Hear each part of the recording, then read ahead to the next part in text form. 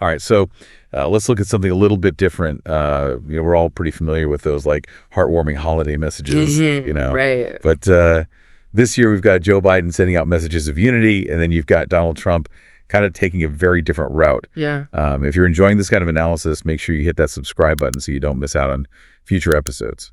It is a striking contrast. I mean, Biden sticking with traditional themes of kindness and compassion, while Trump's holiday message kind of focusing on these pretty unconventional goals, especially when we're talking about foreign policy. Okay, so let's unpack this a little.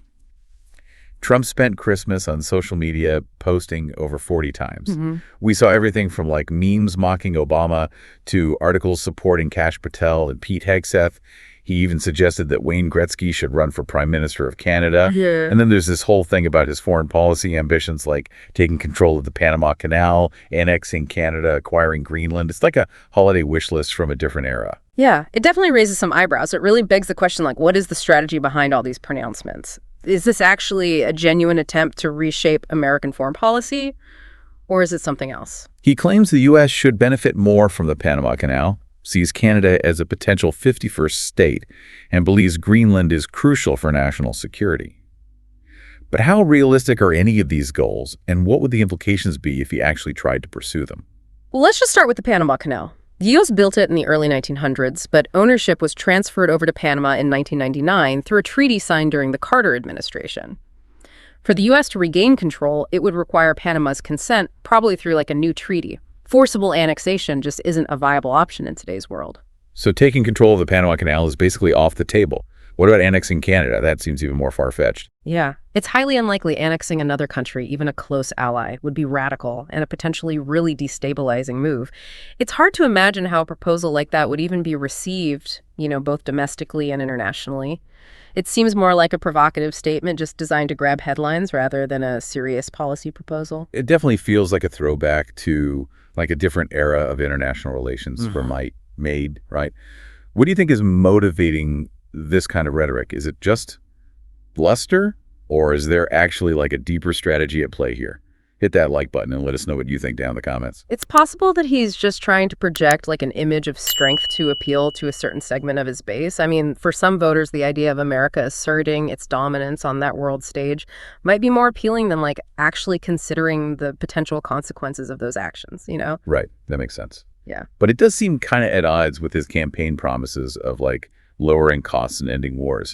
How does he reconcile those seemingly contradictory goals? Yeah, that's like a key contradiction that we see throughout his pronouncements. On the one hand, there's this focus on appearing strong and assertive on the world stage. But on the other hand, there's this promise of reducing expenses and avoiding foreign entanglements. Reconciling those two is a challenge, to say the least. And then there's this like recurring theme of acquiring Greenland. He's mentioned buying it before, and it's popped up again in his holiday messages. What's the fascination with Greenland all about? Well, reports suggest that the idea actually originated from a friend of Trump's. While Greenland does hold some strategic importance, expanding U.S. territory is historically rare, which makes this an unusual proposition. But Greenland isn't even for sale. It's an autonomous territory within the Kingdom of Denmark. The U.S. already has agreements with Denmark for national security purposes related to Greenland. Exactly. The plan is practically undoable from like a logistical and diplomatic standpoint. However, the fact that it keeps coming up suggests that it holds some appeal to Trump, perhaps on a symbolic level. It's almost like he's crafting a narrative of American expansionism, regardless of like what the practical realities are. And speaking of narratives, let's talk about the draft Wayne Gretzky suggestion for Canadian Prime Minister. It's like he's operating in a reality TV world completely detached from the nuances of diplomacy. Yeah, that's a prime example of what some people call his social media diplomacy. It's a way of bypassing traditional channels and appealing directly to his base, even if it does kind of raise some eyebrows on the international stage. It's very unconventional, to say the least. It certainly is. But how effective is it? And what does it actually say about his understanding of foreign policy? Well, the effectiveness is debatable. I mean, Yeah. it certainly generates attention and keeps him in the headlines, but whether it translates into actual policy changes or strengthens America's standing in the world is another question entirely. It seems like there's a lot more style than substance here. He's focusing on appearances and bold pronouncements rather than actually laying out concrete plans or engaging in traditional diplomacy. But what are the implications of this approach? What does it mean for America's role in the world? That's a crucial question, and one we'll explore further as we kind of delve deeper into the potential consequences of Trump's pronouncements. So stay with us. I think one of the most concerning things about these pronouncements is just that they often lack any concrete details. Like, for example, he hasn't really outlined how he would actually go about, like, taking control of the Panama Canal or annexing Canada. Yeah, you're right. It is all very like broad strokes, big picture stuff. Mm. But when you're dealing with really complex issues like foreign policy and national security, those details matter. Yeah. And that lack of specifics kind of makes you wonder, like, how much he actually understands these issues and, the potential for unintended consequences. Exactly. And you can't forget about the potential impact that this kind of rhetoric could have on, our relationships with other countries.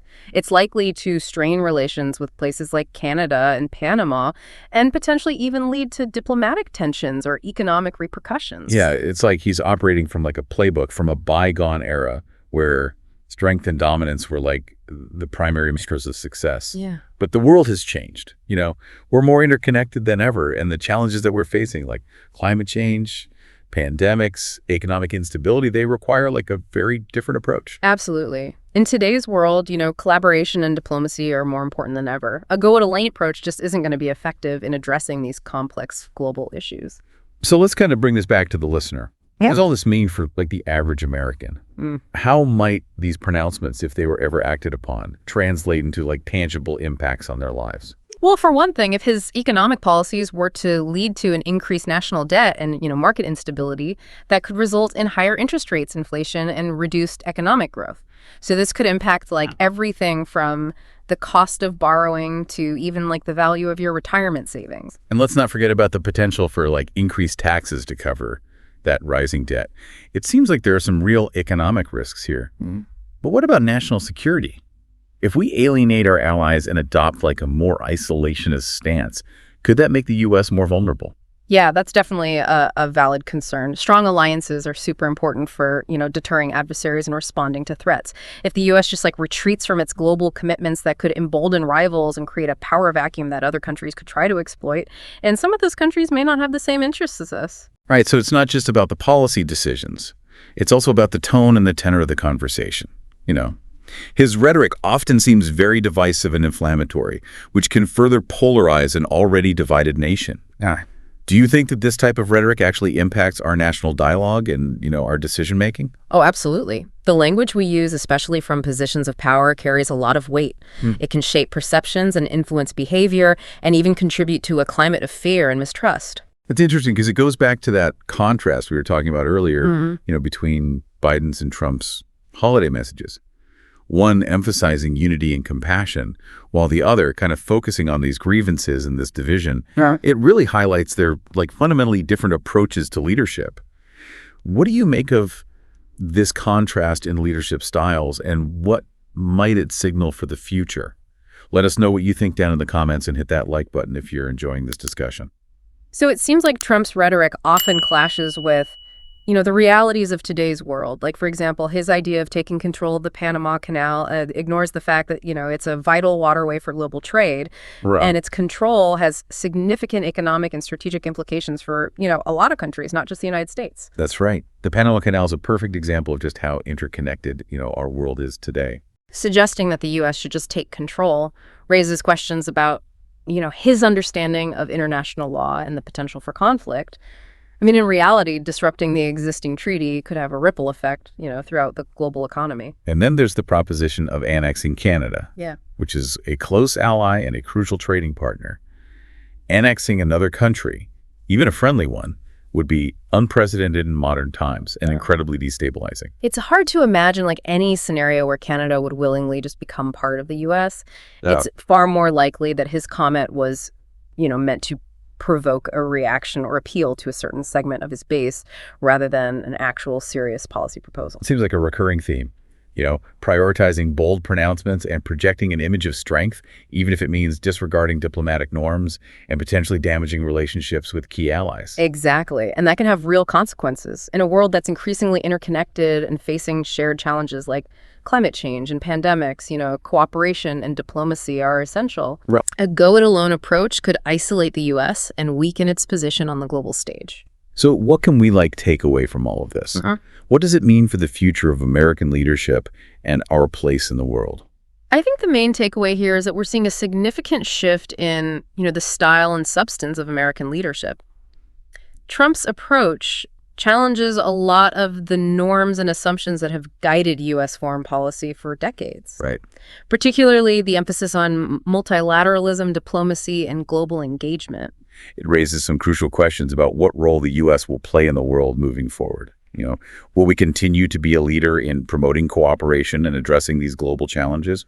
Or will we take a more isolationist approach? Those are questions that we all need to be thinking about. It's important to, stay informed, engage in thoughtful dialogue, and hold our leaders accountable for the decisions they make that impact all of us. Absolutely.